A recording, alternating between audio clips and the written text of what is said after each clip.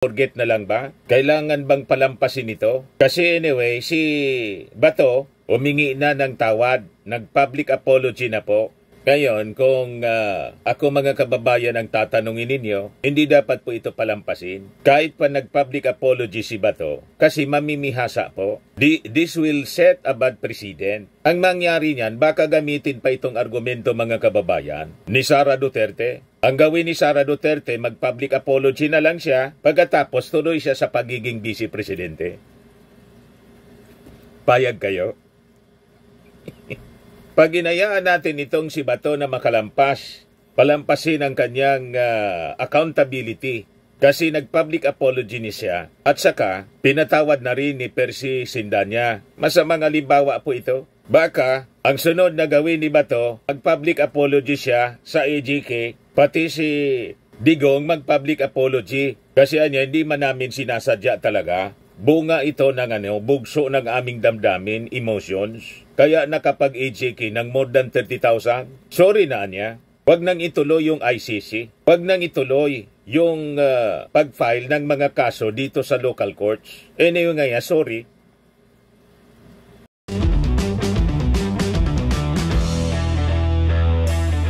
Ito naman po yung bago naming product na binibenta online.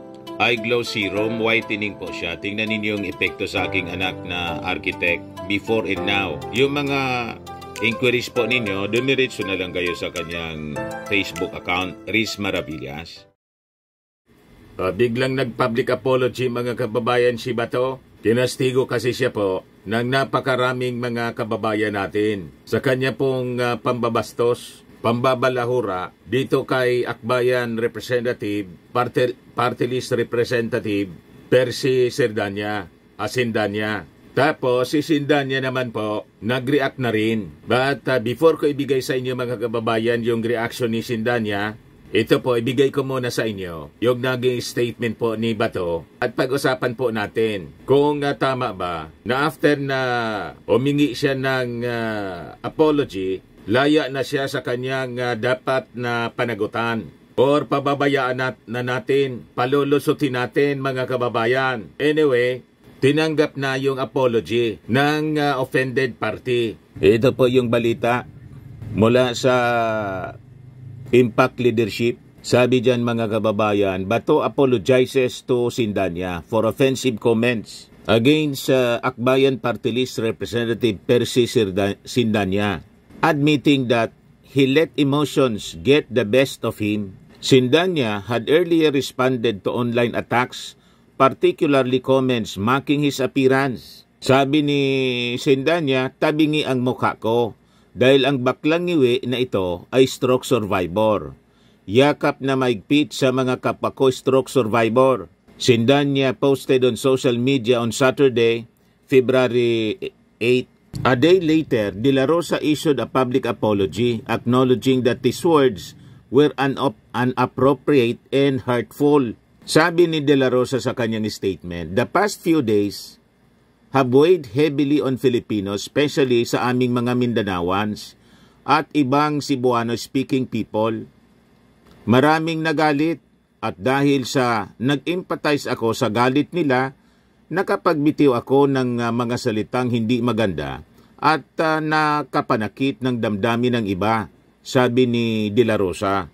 I apologize for what I said and did, particularly in failing to see the bigger picture. My apologies to Congressman Percy Sindanya for my offensive comments on his person. I wish him good health. O ngayon, nag-respond na rin po si Sindanya. Sabi ni Akbayan Party List Representative Percy Sindanya, I welcome Senator Bato's apology. I hope he can also do the same to all stroke survivors who were hurt by his remarks. Hindi tayo balat sibuyas, pero ibang usapan when a public servant of such high position uses his voice to threaten people with violence and discriminate people with health concerns. Naway magsilbi itong mahalagang aral ng tunay na leader ay hindi lamang may kapangyarihan kundi may malasakit. To keep our political discourse rational and humane. At ang panawagan ng pananagutan ay hindi personal na atake kanino man, kundi responsibilidad ng lahat ng mamamayan. Yan mga kababayan yung response ni Percy Sindanya. O ngayon mga kababayan, ang tanong, with this apology, public apology ni Bato, forgive and forget na lang ba? Kailangan bang palampasin ito? Kasi anyway, si Bato humingi na ng tawad, nag-public apology na po. Ngayon, kung ako mga kababayan ang tatanungin ninyo, hindi dapat po ito palampasin. Kahit pa nag-public apology si Bato, kasi mamimihasa po. This will set a bad precedent. Ang mangyari niyan, baka gamitin pa itong argumento mga kababayan ni Sara Duterte. Ang gawin ni Sara Duterte, mag-public apology na lang siya, pagkatapos tuloy siya sa pagiging vice-presidente. Payag kayo? Pag inayaan natin itong si Bato na palampasin ang kanyang accountability kasi nag-public apology ni siya at saka pinatawad na rin ni Percy Sindanya. Masamang halimbawa po ito. Baka ang sunod na gawin ni Bato, mag-public apology siya sa AGK, pati si Digong mag-public apology kasi hindi man namin sinasadya talaga. Bunga ito ng bugso ng aming damdamin, emotions. Kaya nakapag-AJK ng more than 30,000. Sorry na niya. Huwag nang ituloy yung ICC. Huwag nang ituloy yung pag-file ng mga kaso dito sa local courts. Anyway nga, sorry. Tama ba? Tao lang kami, nagkakasala. Anyway ginawa namin yon sa aming paniwala na yun ang tama. Para labanan yung sabi nila, droga, the war on drugs. Magiging bad precedent po ito. Kaya yung ating panawagan kanina, yun ang pinakamaganda. Ituloy pa rin ang investigasyon. Somebody should file. Kung hindi na interesado si Percy Sindanya, pinatawad na niya kasi sa yung offended party karapatan niya yon kung magpatawad o hindi. Pero yung kanyang partido, yung Akbayan, should pursue a case against Bato de la Rosa. Kasi kahit sa criminal justice system natin po, hindi porke humingi na ng tawad, exonerated na siya sa kanyang pananagutan. Di ba ganon? Pwede bang halimbawa, hindi na sinasadya nakapatay. Kahit nga yung aksidente lang nakapatay, homicide yung kaso, may pananagutan pa rin po sa korte. Tama po? Kasi pag hindi natin pinanis po, ang masamang pag-ugali nitong mga kampo ni Digong, hindi natin maitatama. May purpose mga kababayan kung bakit we have to punish. Kahit sa mga bata po, sa tingin ko po, itong mga Duterte at mga minions niya tulad ni Bato, hindi kasi po napalaki ng tama. Kaya makikita ninyo, nagmamanifest sa kanilang pagkatao ang kawalang disiplina, ang pagkawalang modo. Tapos, pag nakaka-offend sila, nakakagawa ng mali, pag humingi tayo ng tawad, okay na. Lusot na sa pananagutan. Hindi dapat ganon, mga kababayan. He has to suffer the consequences of his action. Kaya yan po ang purpose ng punishment. What is the purpose of punishment according to the behavioral perspective? Sabi dyan, the goal of punishment is to either reduce or stop a behavior. Punishment plays an important role in operant conditioning. Operant conditioning is a learning method that utilizes rewards in punishment to modify behavior. Pinag-aralan po ng mga psychologists, ng mga eksperto ng mga behavioral scientists, eksperto sa pag-uugali ng isang tao. Pag ginayaan natin ang ganitong ugali ni Bato de la Rosa na pag siya naka-offend, tapos later on, kasi kinastigo siya mga kababayan ng ating mga mamamayang Pilipino, inundi na siya, simple ang gagawin niya, mag-apologize lang, tapos lusot na, paulit-ulit niya itong gagawin. He has to suffer the consequences of his actions. He has to be punished kahit na siya po nag-public apology. Kasi pag ganito na ang mangyayari, uulit-ulitin niya po. Anyway, public apology niya ako later, wala na, lusot na ako. Tama po? mga kababayan, we're setting a very bad precedent. At baka kopyahin po ni Sara Duterte, public apology na lang anya ako doon sa sinabi kong gusto kong ipapatay si President BBM, si Lisa, pagkatapos si Martin Romualdez. Pag nag-public apology anya ako, kahit hindi man totoo sa aking puso, lusot na ako.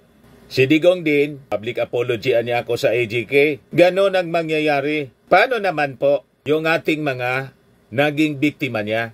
Nakuha ninyo mga kababayan yung ating punto? Kahit nga po sa mga bata, pag hindi seryoso yung kanyang nagawang kasalanan, yung punishment niya, may punishment pa rin po. Pero yung punishment, commensurate doon sa seriousness ng kanyang nakomit na kasalanan. Yan ang punto rito po, mga kababayan. So, sabi rito, what is the essence of punishment? Sabi diyan, the essence of punishment is to restrict a criminal's will by depriving him of the right to be the sole author of his own actions. Ang central aim ng punishment is retribution. Ibig sabihin, kailangan kang ipunish para ma-realize mo may kabayaran ang bawat kasalanan. Hindi pwedeng walang kabayaran ang kasalanan. Lagi dapat may kabayaran ang kasalanan. Kahit na po sa PNP, alam ito ni Bato kasi pulisya, na late ka sa iyong training. Pwede bang sorry na lang? Kasi late kang dumating sa schedule ng training mo. Hindi ba may automatic na kabayaran po? Ano yung retribution mga kababayan? Ano yung punishment sa pagka-late? Depende sa rules ninyo. Kami noon nang nasa ROTC, pinapatakbo kami, mga kababayan, sa napakalawak na compound ng eskwelahan, 10 beses kaming tatakbo. So ito dapat ang mangyari kay Bato de la Rosa. He has to be punished. Hindi pwedeng wala sa kanyang mga binitawang masasamang salita, kahit pinatawad pa siya ni Percy Sindanya, he has to suffer punishment. Pag hindi po, uulitin niya yan at magiging masamang halimbawa ito para sa ibang mga public official. Si Batuan niya, nagsorry lang. Ayos na, pinatawad na, wala na niya. So, nagets ninyo ang ating punto mga kababayan? Kaya sabi rito, what is the purpose of punishment according to retributive theory? The retributive theory of punishment insists that punishment are given because criminals deserve them. This view holds that state-administered punishments are measured responses to the harms committed by criminals. It does not claim to be beneficial for the victims of or society more generally. So, naintindihan na po ninyo. So, kailangan siguro po, pag-aralan ninyo ito. Kaya ini-insist natin na si Bato po, kailangang filean po ng ethics complaint sa Senado. Kailangan siyang isanction po bilang isang senador. By his own admission, abusive yung kanyang binitawang salita para hindi na po maulit ito. And si Percy Sindanya, siguro I suggest, mag-sponsor ka ng isang batas na punishing ang ganitong mga uri ng behavior, lalo na ng isang public official, para sa susunod na mga panahon, itong mga kababuyan po, kabastusan ng mga nakaupong opisyal, lalo na po itong mga allied sa mga Duterte at mismong mga Duterte na masasama ang bibig, matuldo ka na po mga kababayan sa pamamagitan ng pagpasa ng isang batas that will punish severely this kind of behavior. Ang ganitong uri ng pagmamalabis. So ito po yung abstract kung bakit po sa criminal justice system importante ang pagpapunish. Sabi rito, there are 3 possible ways a society can cope with crime, including punishing the offender. Kasi imagine, sapaking ko niya yan si Percy Sindanya, para mabalansi yung kanyang ngiwi na mukha. So napakagaan sa kanila mga kababayan, sa kanya, including si Digong. Ganon din ang ugali ni Digong, pati si Sara. Pati ng kanyang mga minions. Kasi nga po, tinitingala sila na mga leaders. Parang napakadali sa kanila ang manakit ng tao, manampal. Si Glenn Chong gustong sampalin si kabila ang mukha daw. Si First Lady Lisa Marcos. Imagine that. So namimihasa sila mga kababayan kasi hindi napapanish. Yung kanilang violent tendency, kailangang tuldukan po natin. Huwag nating palampasin ang ganyang uri ng pag-ugali nila po. Kaya sabi dito, there are 3 possible ways a society can cope with crime, including punishing the offender, treating the offender, and preventing crime through manipulation of the factors that produce it. Specific ideologies which govern a society's response to those who violate its laws may be discerned. In the therapeutic or treatment ideology, the offender is viewed as being sick in that he is the victim of social psychological forces or of defective conditioning of his personality. Itong pamilya Duterte po, sabi ko nga po sa inyo, pati si Bato, ito'y aking pananaw based dito sa abstract, sinulat ng mga behavioral scientists. Produkto kasi sila, hindi na palaki ng maayos ng kanilang magulang. Kasi kung napalaki sila ng maayos ng kanilang magulang, hindi niyang gagawin. Tingnan ninyo ang mga Marcoses, mga kababayan. Si Sandro Marcos, may breeding na palaki ng maayos ng magulang. Naringgan ninyo ang pamilya Marcos na magsalita ng masasama. Kahit nga si Amy Marcos, naiinis tayo. Kasi hanggang ngayon, kampi pa rin sa mga Duterte. Despite na gusto nang ipapatay yung kanyang kapatid, ipahukay ni Sara Duterte yung kanyang tatay. Kumampi pa, naringgan ninyo ng masasamang salita si Amy Marcos? Di ba hindi? Si Sandro, naringgan ninyo si Sandro ng masasamang salita? Kaya sabi ni Sandro, nagtaka pa niya kayo kung bakit ako ang unang pumirma sa impeachment sa mga congressman na nag-endorse ng 4th impeachment para kay Sara Duterte. Gustoan niyang pahukay yung aking tatay, ay yung aking lolo, ipapatay yung aking tatay, nanay, at tito. Nagtaka pa talaga nga niya kayo? You see? Pero yung kanyang mga actions, mga kababayan, legal actions. An impeachment complaint is a legal action, constitutional process, giving Sara Duterte a due process. Pero tingnan ninyo, what about yung kampo ng mga Duterte, si Bato, si Sara, si Digong? May due process yung ginawa nila sa AJK? Di ba wala? You see? Ito yung sinasabi natin. Kasi pinapalampas natin ang kanilang mga pagmamalabis. Panahon na pong tuldukan. Kaya itong si Bato po, hindi pwedeng sorry na. Kailangang managot siya sa kanyang masamang mga binitawang salita. He has to be punished. Hindi pwedeng public apology lang. Dapat po may reklamo sa ethics complaint. Ethics Committee. Sampahan ng ethics complaint, mga kababayan, sa Ethics Committee para man lamang may official na records ang Senado sa kanyang ginawa. May punishment na i-impose sa kanya yung Ethics Committee. Kahit man lang official censure or reprimand. Reprimand man lang po si Bato de la Rosa ng Senado sa kanyang display of bad behavior and threatening bodily harm against a congressman, member of Congress. Tama po yung ating punto. Kaysa palampasin lang po kasi nag-public apology na po yung tao. Pwede ba yung ganon? Pinapaabuso lang natin ang tulad ni Bato de la Rosa, mga kababayan. So sabi rito, the objective niya in this ideology is that of making the offender by treating the personal or social factors that have brought about criminal behavior. The preventive ideology views the offender as poor or caught in the clutches of environmental or personal circumstances that lead him to commit crime. The emphasis is on changing the circumstances before the individual commits crime. In the punitive ideology, the offender is viewed as being bad.